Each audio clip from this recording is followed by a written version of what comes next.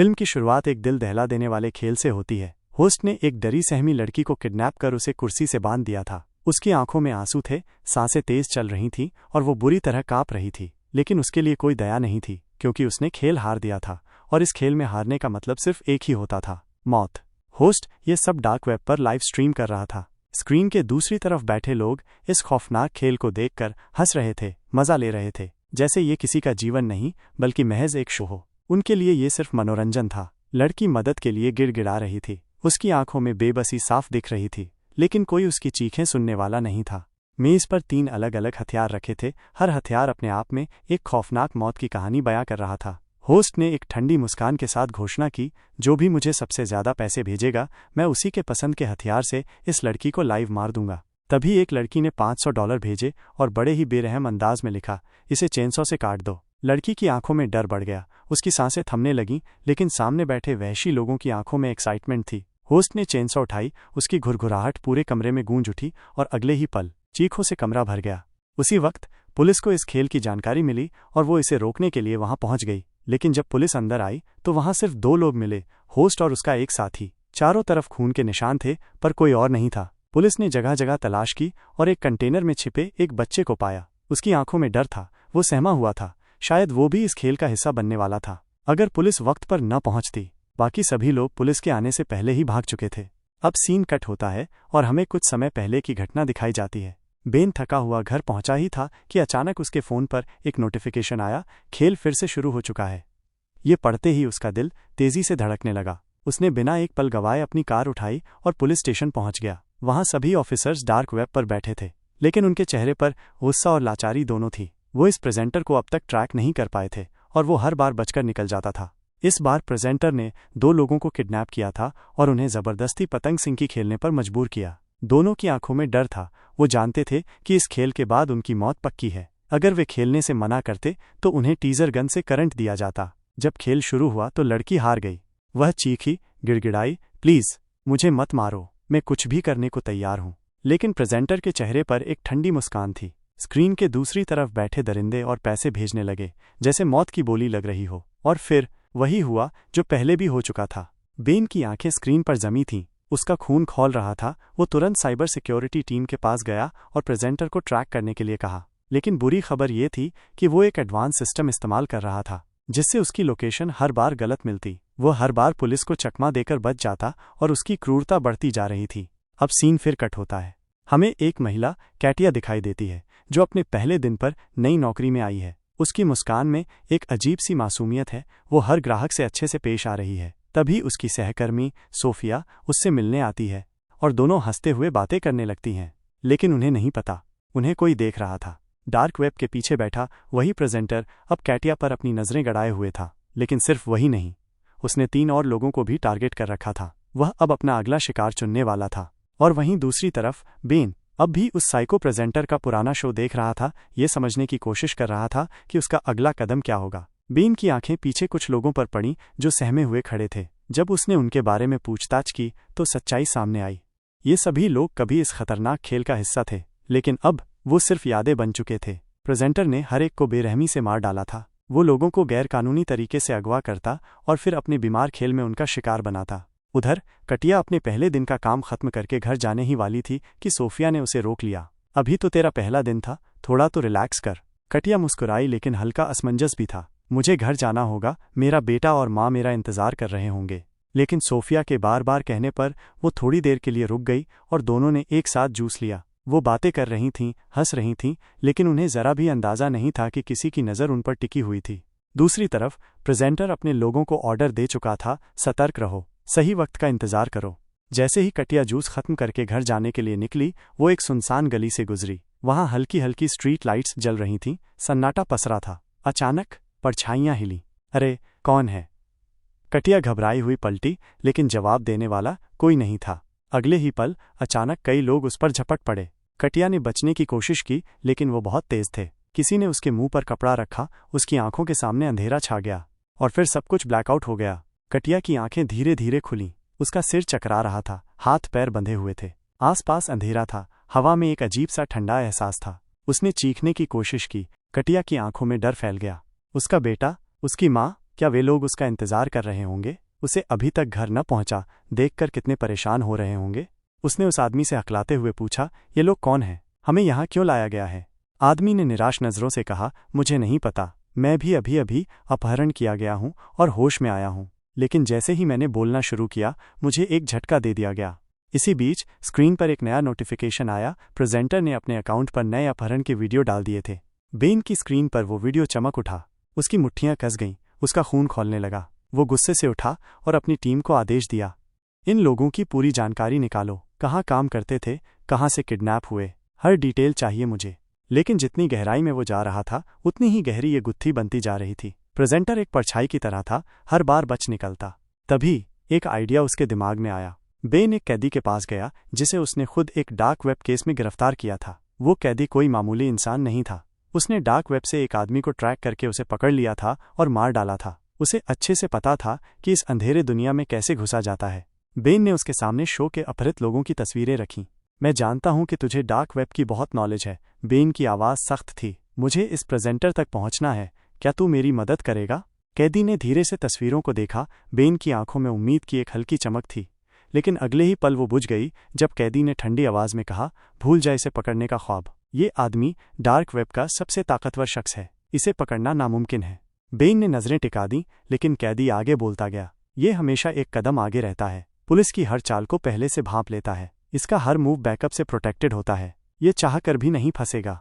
Ben की मुट्ठियां कस गईं। उसे लगा था कि इस आदमी से उसे कोई सुराग मिलेगा, लेकिन यहाँ तो उल्टा उसके रास्ते बंद हो रहे थे। भारी मन से वो अपने ऑफिस लौटा, लेकिन वहाँ एक और बुरी खबर उसका इंतजार कर रही थी। प्रेजेंटर ने 2 और लोगों को किडनैप कर लिया था। वो अपने बीमार खेल को और आगे बढ़ा चुका था। मासूम लोग मर रहे थे और पुलिस, वो अब भी बेफिक्र बैठी थी, जैसे ये सब कोई बड़ा मुद्दा ही नहीं हो। दूसरी तरफ प्रेजेंटर का दूसरा शो शुरू हो चुका था। इस बार ये पहले से भी ज्यादा खतरनाक था। इस बार उसने अपने खेल में कई प्रतियोगियों को बुलाया था और उनमें से एक थी कैटिया। स्टेज के बीचों बीच एक मेज पर बंदूक रखी थी। प्रेजेंटर ने दर्शकों को उत्साहित करते हुए कहा, आज का खेल बहुत ही दिलचस्प होने वाला है। यहाँ एक रिवॉल्वर है जिसमें सिर्फ एक गोली है और हमारे पास 6 प्रतियोगी हैं। दर्शक स्क्रीन के उस पार से चीयर करने लगे। प्रेजेंटर ने हल्की हंसी के साथ आगे कहा, किसकी किस्मत अच्छी है और किसकी बुरी, ये तय करेगा ये ट्रिगर। चलो देखते हैं कौन बचता है और कौन जाता है मौत के मुंह में। खेल शुरू हुआ। हर प्रतियोगी को रिवॉल्वर दी गई और उन्हें अपने सिर पर रखकर ट्रिगर दबाने को कहा गया। पहला खिलाड़ी ट्रिगर दबाया, क्लिक, कुछ नहीं हुआ। दूसरा खिलाड़ी, क्लिक, फिर कुछ नहीं। लेकिन जैसे ही कैटिया की बारी आई उसके हाथ कांप रहे थे। उसने डरते हुए ट्रिगर दबाया, क्लिक, कोई गोली नहीं थी। लेकिन अगले ही पल बगल में खड़ा एक और प्रतियोगी कांपते हुए ट्रिगर दबाता है और बैंग, एक तेज धमाके की आवाज़ गूंजी। उसका सिर एक झटके में फट गया। खून के छींटे स्टेज पर फैल गए। दर्शक उन्माद में चीख उठे। कुछ खुशी से चिल्ला रहे थे, कुछ कमेंट्स कर रहे थे।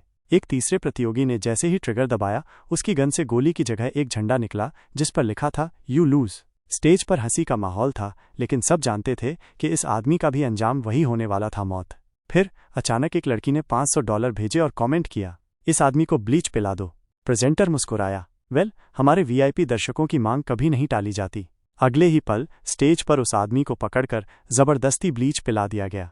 उसका शरीर कांपने लगा, आंखें उलट गईं और कुछ ही पलों में उसने दम तोड़ दिया। इस शो का खौफ अब हर जगह फैल चुका था। अगले दिन अखबारों में यही हेडलाइन थी, अ डेथ गेम शो, एक खेल जो लोगों की जान ले रहा है। लेकिन पुलिस, उन्होंने अब तक कुछ नहीं किया। अब जब लोकल पुलिस इस केस को सुलझाने में नाकाम रही तो मामला FBI को सौंप दिया गया और प्रेजेंटर को इस बारे में खबर लग चुकी थी। वो किसी भी मूव को हल्के में नहीं लेता था। वो जानता था कि अब खेल और बड़ा होने वाला है। दूसरी तरफ कैद में फंसी कैटिया ने एक और कैदी साशा के साथ मिलकर एक प्लान बनाया। हमें यहाँ से भागना होगा किसी भी हाल में। अगर वो यहाँ और देर तक रुके तो उनकी मौत पक्की है। अब एक ही रास्ता बचा था, हमला। उसने ठान लिया कि जब ये लोग उसे लेने आएंगे तो वो उन्हें खत्म कर देगा, उनकी गन छीनकर यहाँ से भाग जाएगा। लेकिन उसकी ये प्लानिंग अकेले तक सीमित नहीं रही। प्रेजेंटर ने सब कुछ सुन लिया था। कैटिया को अपने ऑफिस में बुलाकर उसने ठंडे लहजे में कहा, तुम्हें पता है ना कि यहाँ बात करना मना है, फिर भी तुमने ये रूल तोड़ा। लेकिन मैं तुम्हें सजा नहीं दूंगा, तुम्हारे साथी को दूंगा, ताकि तुम्हारी ये गलती हमेशा याद रहे।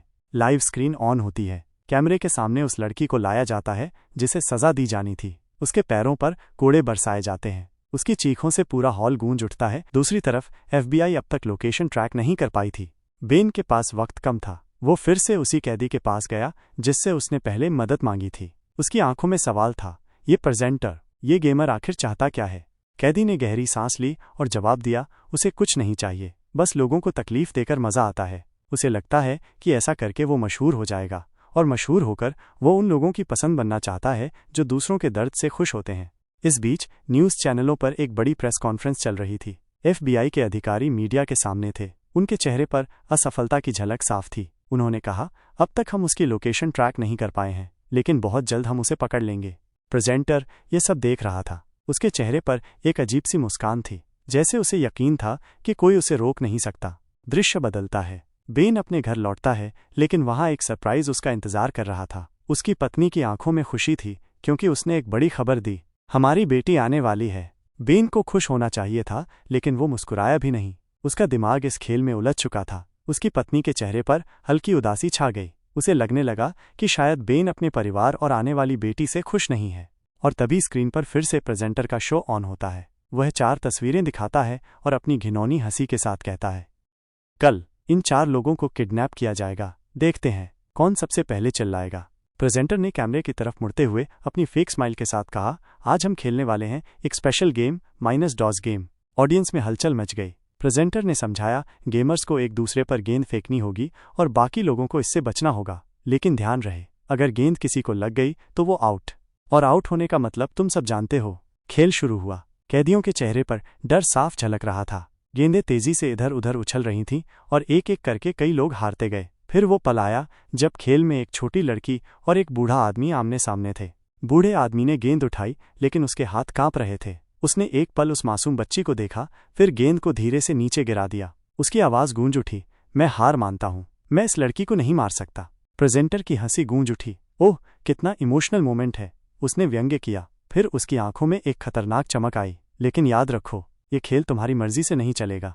कैमरा बूढ़े आदमी के पैरों पर जूम करता है। उसके जूते में छुपा एक तेज तार का टुकड़ा चमकता है। उसकी आखिरी उम्मीद। कई दिन गुजर गए। प्रेजेंटर का कोई शो ऑन एयर नहीं हुआ।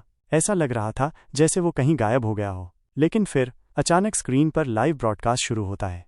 FBI एजेंट्स और पुलिस अफसर बेन के साथ टीवी के सामने बैठ गए। माहौल टेंस था। प्रेजेंटर स्क्रीन पर आया और अपनी ठंडी मुस्कान के साथ बोला, तो बेन, मुझे पता है तुम देख रहे हो, और सिर्फ तुम ही नहीं, तुम्हारे प्यारे पुलिस वाले भी। फिर उसने कैमरे की तरफ इशारा किया, और मेरे प्यारे दर्शक, आज तुम्हें एक दिलचस्प फैसला देखने को मिलेगा।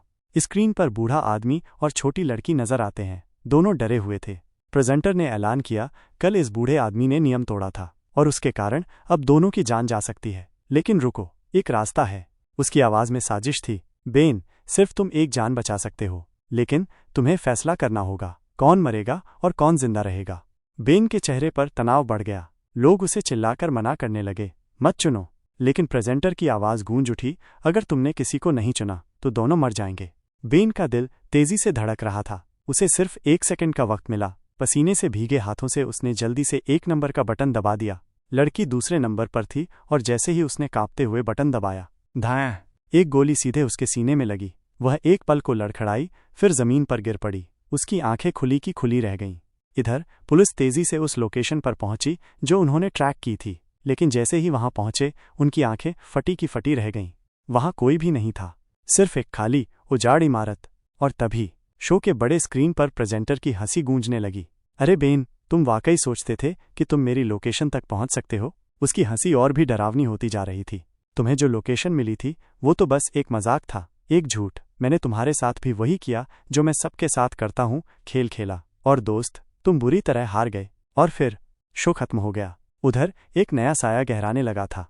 हम उस बूढ़े आदमी को देखते हैं जिसकी आंखों में पछतावे का सैलाब उमड़ रहा था। वो खुद को उस मासूम बच्चे की मौत के लिए दोषी मान रहा था। वो जानता था कि उसकी गलती ने एक नन्ही जान छीन ली, और अब वो इस दर्द को और नहीं झेल सकता था। उसने अपने पैरों में तेज धार वाला तार बांध लिया, और बस एक झटका, सन्नाटा। जब बाकी कैदियों ने उसकी निर्जीव लाश देखी तो पूरा माहौल शोक में डूब गया। उधर बेन भी अपनी गिल्ट से टूट चुका था।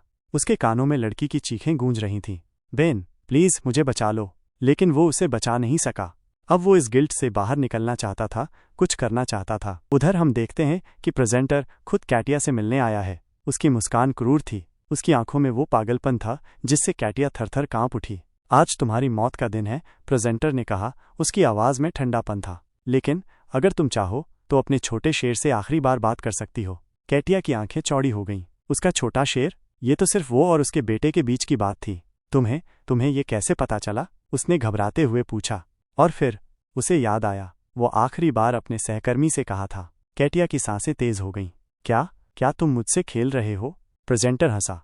खेल तो अब शुरू हुआ है, कैटिया। बेन के दिमाग में सोफिया की कहानी गूंज रही थी। उसके बारे में एक जांच हुई थी, लेकिन उसने सिर्फ एक दिन काम किया था। अगर वो अपने साथी की बात कर रही है तो इसका मतलब साफ था, ये सब एक संकेत था। जरूर उसका साथी भी इसमें शामिल होगा। बिना वक्त गंवाए बेन सीधा सोफिया के पास पहुंचा। लेकिन पहले तो सोफिया उससे कोई बात करने को तैयार नहीं थी। उसकी आंखों में डर था। पर फिर उसने कागज के टुकड़े पर कुछ लिखा और बेन की तरफ बढ़ा दिया। उसके हाथ कांप रहे थे। उन्होंने मेरे बेटे को अगवा कर लिया है। मैं कैमरे के जरिए उसे देख सकती हूँ। जो कुछ भी कटिया के साथ हुआ, मुझे जबरदस्ती वो सब करने पर मजबूर किया गया था। बेन के अंदर गुस्सा उबल पड़ा, लेकिन उसने खुद को काबू में रखा। उसने फौरन पूछा, जब तुम अपने बेटे को छुड़ाने गई थी तो वो कहाँ था? सोफिया ने एक जगह का नाम लिया। बस अब सब साफ था। बेन समझ गया कि प्रेजेंटर इस वक्त वहीं से शो कर रहा होगा। उसने किसी को कुछ बताए बिना सीधे वहां जाने का फैसला किया। पर जाते जाते उसने बैकअप पुलिस को कॉल कर दिया। उधर शो में एक भयानक मोड़ आ चुका था। सभी प्रतियोगियों को एक खेल खेलने के लिए कहा गया। उनके हाथों में बंदूकें थमा दी गईं। और फिर इंसानियत का सबसे डरावना चेहरा सामने आया। खुद को बचाने के लिए लोग एक दूसरे पर गोली चलानी शुरू कर दी। खून हर तरफ बहने लगा। प्रेजेंटर के गार्ड्स ने भी फायरिंग शुरू कर दी। 2 गेमर्स मौके पर ही ढेर हो गए। लेकिन 3 कैदी, जिनमें कट्या भी थी, यहां से भागने की कोशिश करने लगे। कट्या अपनी दोस्त साशा के साथ बाहर निकल ही रही थी कि एक गार्ड ने साशा को पकड़ लिया। कट्या रुक गई, लेकिन साशा चिल्लाई, तू भाग जा कट्या, पुलिस को इस जगह के बारे में बता। पर कट्या उसे छोड़कर जाने को तैयार नहीं थी। वहीं भागते भागते बेन का सामना कट्या से हो गया। कट्या के चेहरे पर डर साफ झलक रहा था। बेन ने उसकी आंखों में देखा और सख्त लहजे में कहा, बैकअप पुलिस रास्ते में है, सब कुछ ठीक हो जाएगा। फिर वो उसे छुपाते हुए आगे बढ़ा। इस वक्त प्रेजेंटर अपने सीक्रेट रूम में बैठा था। बेन ने जैसे ही दरवाज़ा खोला, प्रेजेंटर उसकी तरफ देख मुस्कुराया। अगर तुम्हें लगता है कि तुम सही कर रहे हो तो गोली चला दो बेन, हिम्मत है तो कर दो फायर। बेन ने एक पल की भी देर नहीं की। बिना सोचे उसने ट्रिगर दबा दिया। गोली सीधे जाके प्रेजेंटर को लगी। वो जमीन पर गिर पड़ा। बेन तेजी से उसकी तरफ बढ़ा, लेकिन जैसे ही उसने उसका मास्क हटाया, उसकी सांसें अटक गईं। यहाँ कोई प्रेजेंटर नहीं था। उसकी जगह एक मासूम छोटी बच्ची थी, जिसे जबरदस्ती वहां बिठा दिया गया था। और असली प्रेजेंटर, वो तो इससे पहले ही वहां से निकल चुका था। और ये सब लाइव शो में दिखाया जा रहा था। दर्शकों की हंसी से स्टूडियो गूंज उठा। बेन के चेहरे पर हल्की मुस्कान आई, लेकिन उसकी आंखों में थकान थी। इतना सब होने के बाद भी ये लोग हंस रहे थे। इधर पुलिस फाइनली उस जगह पहुंच चुकी थी। कैटिया को बचा लिया गया। उसकी आंखों में डर अब भी था, लेकिन वो जिंदा थी। पर प्रेजेंटर गायब था। पुलिस को वहां कोई नहीं मिला।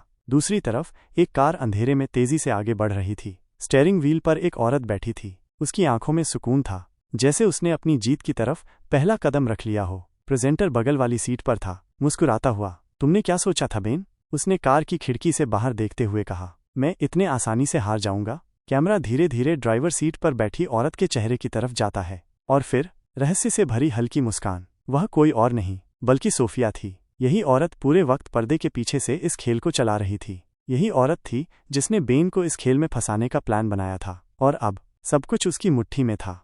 फिल्म धीरे धीरे काले स्क्रीन में बदलने लगती है। लेकिन तभी पोस्ट क्रेडिट सीन, हम फिर से उसी प्रेजेंटर को देखते हैं। वह अपनी चेयर पर रिलैक्स होकर बैठा है और कैमरे की तरफ देखकर मुस्कुराता है। तो दोस्तों, मजा आया ना? उसकी आंखों में वही पागलपन झलक रहा था जिसने इतने लोगों की जान ले ली। लेकिन खेल अभी खत्म नहीं हुआ है। स्क्रीन पर चमकता है, कमिंग सून सीजन 2। दर्शक उत्साहित होकर चीखने लगते हैं। लेकिन पुलिस के लिए ये एक नई चुनौती थी। कैमरा धीरे धीरे बेन के चेहरे पर जाता है। So that's all, guys. अगर आपको ये मूवी एक्सप्लेनेशन पसंद आई हो तो प्लीज़ चैनल को सब्सक्राइब करना न भूलें। इससे मुझे और भी एक्साइटिंग मूवीज़ के एक्सप्लेनेशंस लाने का मोटिवेशन मिलेगा। तारांकन। अगर आपके पास कोई सजेशन है या किसी खास मूवी की एक्सप्लेनेशन रिक्वेस्ट चाहते हैं तो नीचे कमेंट सेक्शन में ज़रूर बताएं। मैं आपकी रिक्वेस्ट को ज़रूर कंसिडर करूँगा। और हाँ, अगर ये वीडियो पसंद आया हो तो लाइक बटन दबा दो। इससे मुझे पता चलेगा कि आपको ऐसी और वीडियोज़ देखनी है। मिलते हैं अगले वीडियो में।